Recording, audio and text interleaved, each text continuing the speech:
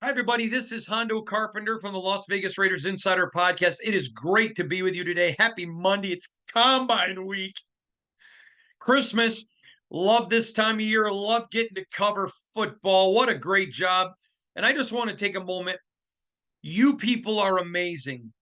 And because of your liking and subscribing and sharing and all that you do, we're growing exponentially. And to you goes all the credit. To you, to God be the glory, and to you all the credit. And so I just want you to know I appreciate you. If you haven't subscribed, please do so. Like, share, let the word get out there. And it's Combine Week. So the rest of the week, I'll be coming to you from Indianapolis. So really looking forward to getting into a ton of Combine. We're going to have a ton of video. There's going to be a lot going on. So super excited to visit with you all today. We got a ton to talk about. Got a very important email that I want to address from one of you. We're going to talk about the salary cap. We're also going to deal with some staff. I want to talk a lot about AP and his staff. That to me is very, very important. And then we're going to look at some weaknesses in the draft. And then we're going to also talk about, no, you shut up. So we're going to have a good time today. Let's just get right in with the you shut up. And then we're going to get into a lot more.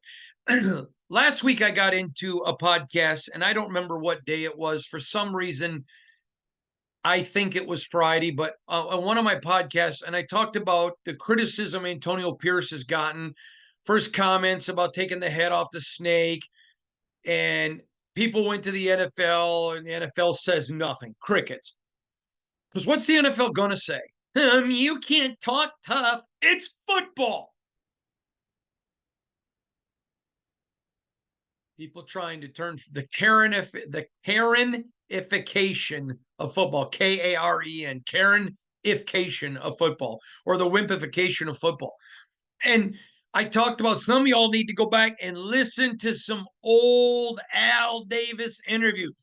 Within the first few plays of the game, the quarterback must go down and must go down hard. Football. All AP's doing is being a Raider. So anybody that wants him to shut up, what you're literally saying is don't be a Raider.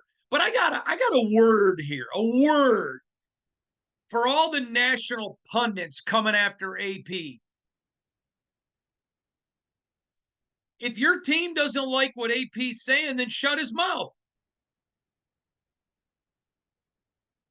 Shut it.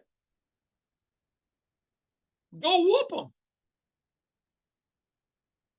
Man, I'm telling you, every single day, I hope the NFL has the Raiders and the Chiefs opening night.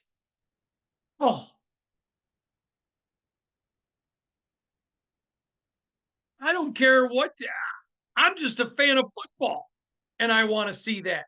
How much would you want to see Chiefs opening up, ring ceremony, dropping another Super Bowl banner, first game of the year hosting the Raiders?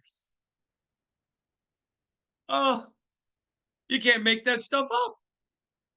You can't make it up. Be classic. Absolutely classic. The last loss came against the Raiders. Now, listen, I hear some fans being very disrespectful of the Raiders.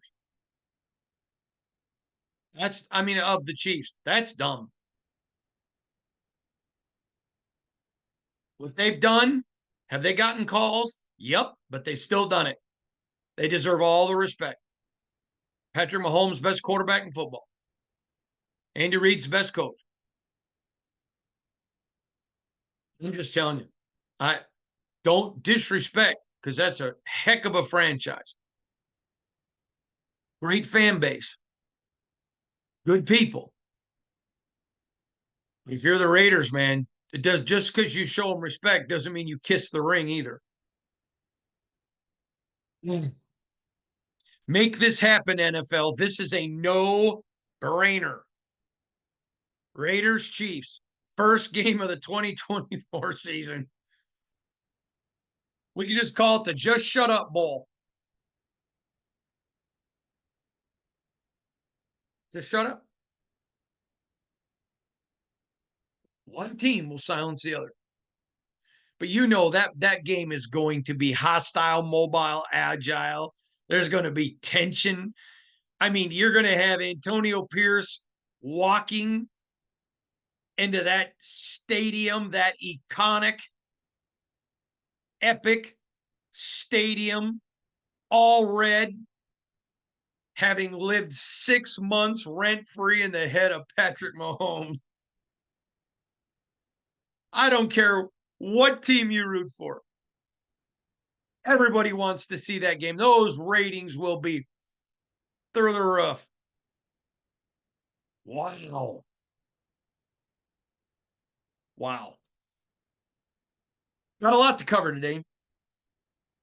I got an email here from Colby V. Colby V. Colby says, Hondo, thanks for all you do. Really love your work. What do you think the vibe is with Bo Nix for the Raiders? Is number 13 too high? Is a trade down ideal? Is he available later? Does that contradict best player available at number 13? Interested in your thoughts.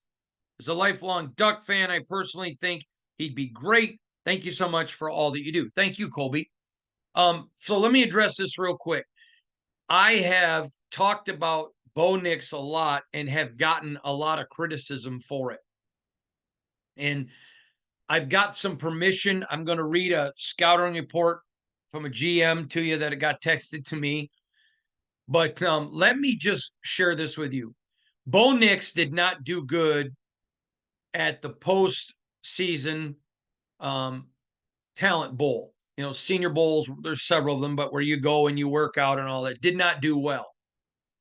And I had fans, what are you talking about? Accuracy issues. Don't you know how accurate he was in college? You know what? Nothing says I don't know football better than throwing out stats where you don't watch film. Bo Nix was outstandingly accurate in college, and he's a great kid. This is nothing about character.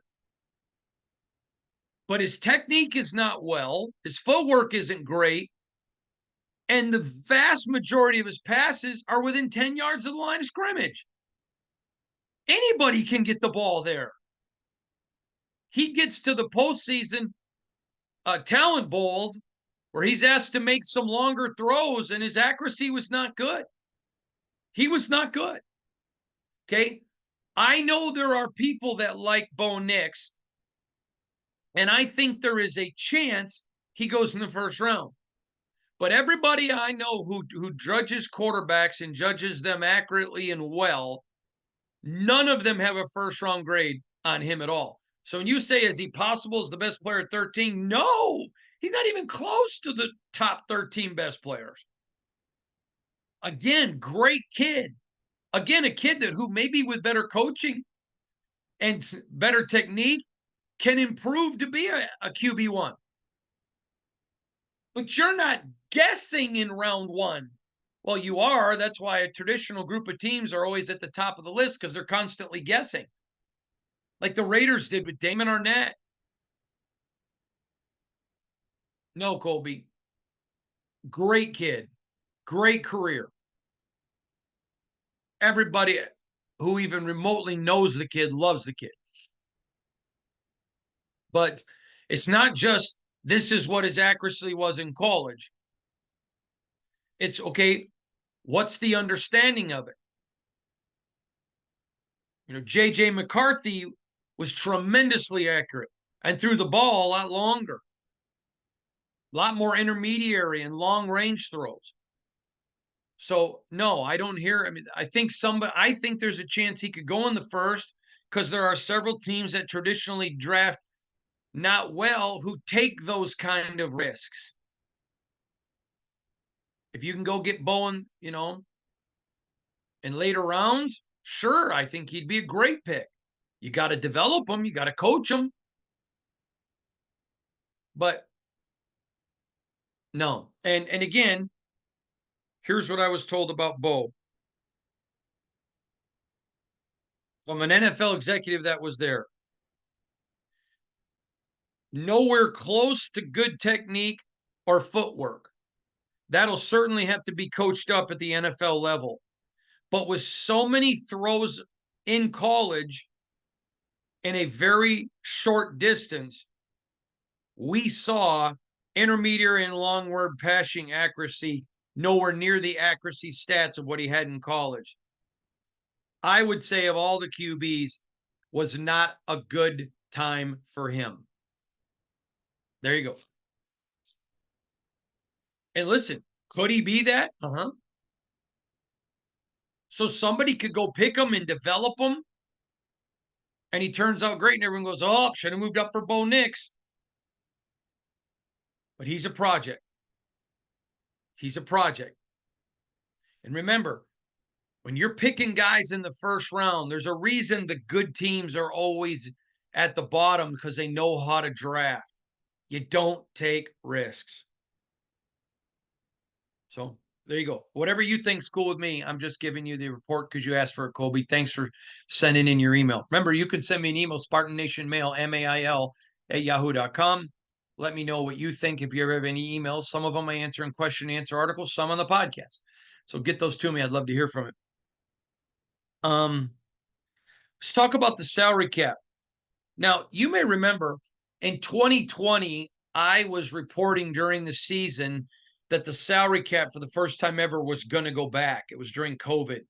And everyone's like, nah, Hondo's wrong. If it goes back, it may go back $1 million. And I begin to tell people that I was hearing it could probably go back 10 million.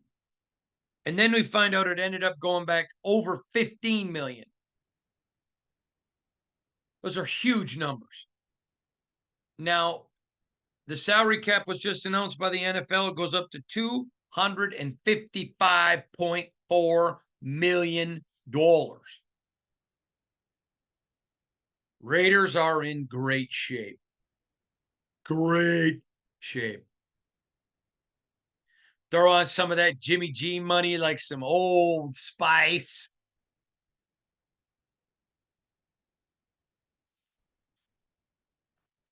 Raiders are in good shape. And y'all need to give Dave Ziegler credit for that. He came in and fixed the Raiders, bit the bullet, and did what he needed to do. So good job for Dave. And now the Raiders are in great shape to do a lot of different things. So that salary cap, that is a huge deal going up. And again, it goes up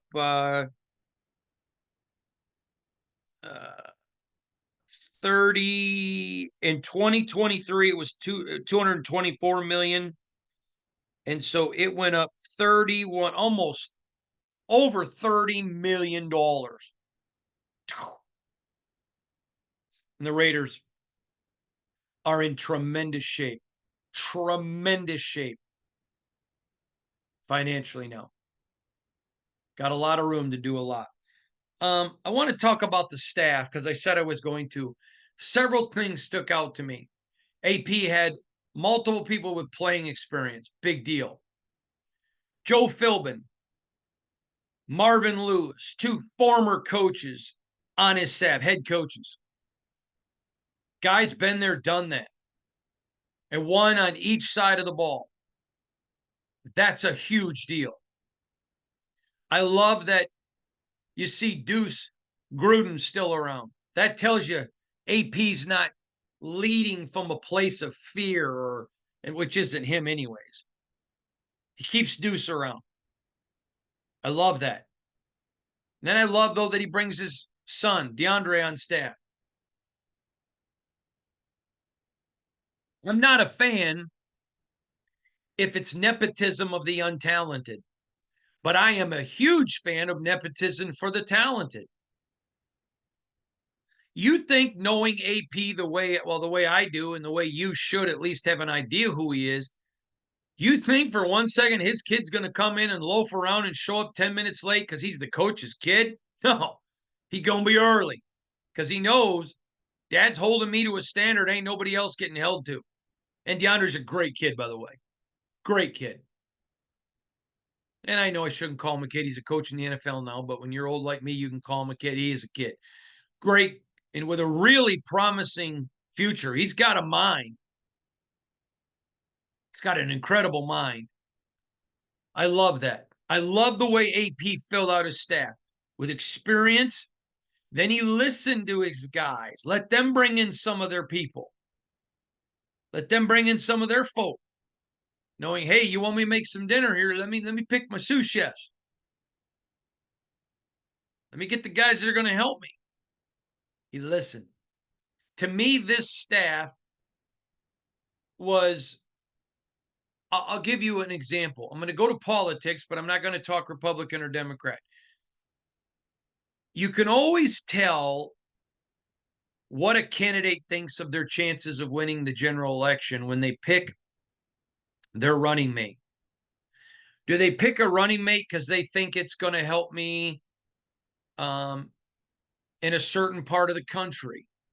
Is it going to help me with a certain gender group? Is it going to help me with a certain racial group? Is it going to help me with a certain socioeconomic group? Is it going to help me with a special interest group? Maybe the candidate is a strong person of faith, so they want to go with somebody who isn't, or maybe they aren't, but they want somebody who is. Whatever. Maybe they're from the Northeast. They want somebody from the West. I don't know. But you can always tell, are they making a decision for governance? Meaning, hey, this person will really be a good candidate if something should happen to me. Or do they make a pick based on hoping to bring this particular group in, a religious group, a gender, a part of the country? Anytime somebody makes a pick of whatever party, anytime they make a pick of somebody, not because they could be a good president, but because of what they can bring to them, that's not good. That's not good at all. Because you want them picking somebody who can be a good president. That's what you want. You want them to pick. I don't want whoever I vote for to pick somebody just because they think it's going to get me my vote. Because that tells me you're panicked and you don't think you're going to win the election. I want you to go pick somebody based on if something happens to you, look at this person's capable to be president and talented and smart. Here's why I'm saying this. AP didn't pick a staff to win a news conference. He picked a staff to win. And he addressed all of his weaknesses, or all of at least the perceived weaknesses. He's got a game management guy, which we've been talking about for months before he even got the job. He goes, what else did he do? He goes and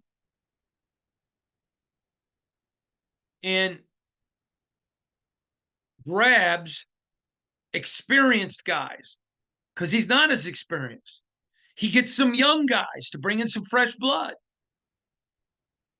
And he gets a ton of experience on his staff. When I saw the staff, the building out, the way it was being built out, I immediately thought of a presidential election. This is not going to go get guys to win a press conference or to get a few people to say, oh, good job, AP. No, no, no, no, no. This was a staff built for winning. There were a lot sexier names you could have put on that staff.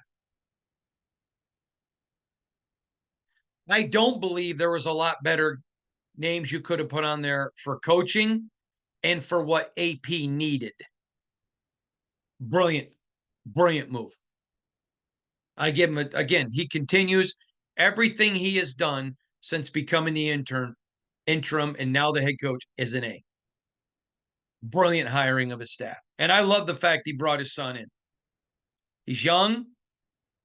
You want some of that in your staff, but it also sends a message.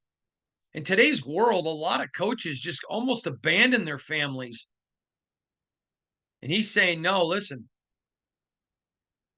my family's still the most important thing in my life. I'm glad I got this job. It's my dream job, and it's going to take me a lot of time. But I get to do it with my boy next to me. Good for him. Get to have my son right here. Good for him. I thought it was great. Again, if it was nepotism because of nepotism, no, this was nepotism based on talent. If he would have picked Rex Ryan to come be part of his staff, would you have called it nepotism because Rob's there? No, they're both great coaches. I have no issue with it. It was like when um, uh,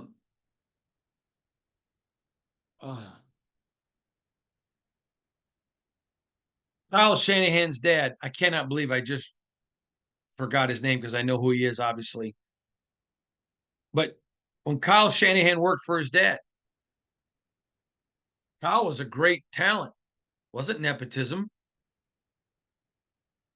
Wasn't nepotism at all. He was a great coach. And it worked. Same way here. I don't know what DeAndre is going to be, but I know what he's shown. And a chance to work with his dad, that's pretty darn special. Now, I want to get into a couple other things. I am hearing in the NFL that this is a draft with plenty of talent, plenty of first-round talent at a lot of positions. But I am hearing, and now others are reporting the same thing, so they're here must be talking to the same people. There are 4 positions where I don't think there is, where I've had multiple teams tell me they don't think there's a first-round player. Interior offensive lineman, right guard, linebacker, and safety. Those are the 4 positions I'm hearing that there's talent there, but not first-round level talent. So I'm just giving you that little bit of information. Again, interior offensive lineman, running back, linebacker, and safety. So you should be able to address those in the second and third round and get some really, really talented guys. I just don't expect anyone to see any of them in the first round. Now, here's the problem. It is a very top-heavy draft. And when you're going to have people reaching primarily for quarterbacks in this draft, it's going to make them fall down even farther. The Raiders are in a primo spot at 13 to either select the best player at position of need there or to trade down even a little bit farther and get 2 players. If they trade down and get a first and a second, they could end up walking with 2 players for the price of one that start immediately or start at some point next year. So big developments there. And I've been getting asked a lot, who are some guys I'm looking forward to talking to this week at the combine? JC, I mean, there's lots of guys I want to talk to. I'm not going to specifically talk about all of them, but I'm going to tell you, as I keep looking at 13, and I think the odds are going up, the Raiders are going to use 13. Kool-Aid McKinstry, Terrion Arnold, J.C. Latham. Latham's the best right tackle in this draft. He will step in immediately and start. Now, if you re-sign Jermaine Illuminor, who's one of the best offensive linemen out there in free agency, then you allow Latham to come in and work his way into that role. But I think there's a good chance Jermaine will get a couple of year deal. And if the Raiders plan is to go with Latham, I don't know that they would give him more than a 1-year deal. And quite frankly, I think he should have got a 2-year deal last time. So you got Colton Miller and JC. And you got to just look at what do you want to do? Okay. Do you let Andre James go? I mean, not try to bring him back? Do you move Dylan Parham to center? What about Brian Allen? LA Rams center just let go, who performed at a very high level, but he's making a lot of money. What about Brian Allen? He's an option and a good one. So a lot of variations here. A lot of really good lot of really good things here. Just trying to make you aware of it and what's going on. But again, running back, interior offensive lineman, linebacker, safety, those are the weak places. So when you've got 22 positions at the 22 main spots and you're taking 4 out, now you've got 18 spots in that first round, and you know there's going to be reaches at quarterback. There's going to be a lot of first round talent. I was told by someone yesterday that they think someone who's involved in a front office of a AFC team, they think there's going to be first round level talent going well deep into the second round. And so they had told me if I was the Raiders and I could trade back and get a second and another first this year from a team that wants to get to 13 for somebody specifically, they go, I'm taking that deal all day long, because there's going to be first round talent that goes down to the second.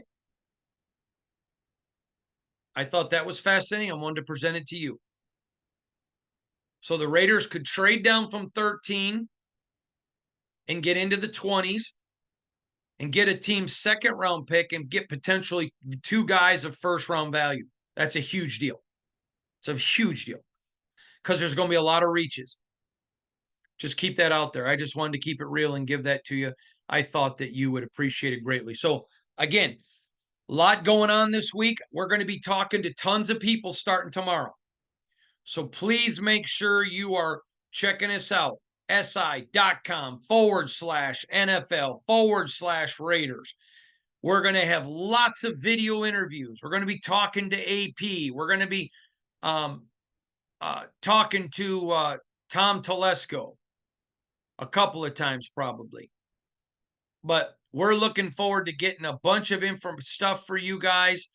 We're going to be interviewing a bunch of players, articles on a bunch of players. I'm going to be there. Aiden O'Connell's going to be there. Carter Landis is going to be there. And Braden Reed is going to be there. So 4 of us from this staff are going to be there covering all of it. So if you want to know what's going on with the Combine, you got to just keep clicking my X, formerly known as Twitter, at Hondo Carpenter, IG at Hondo SR, and SI.com/NFL/Raiders. And oh, by the way, click on where it says newsletter in the upper right-hand corner. 3 days a week, we'll send you our top stories. We don't spam you. We don't sell your information, but that way you'll never miss another great story. It's going to be a great week at the Combine. Thank you all. And again, thanks for our growth, which has been outstanding. Thank you for liking, sharing, and following. And I ask you to please keep doing that. Again, like, share, follow, get on all that. We appreciate all you guys. From all of us here, thanks for listening. Have a great day. See you tomorrow from the Combine.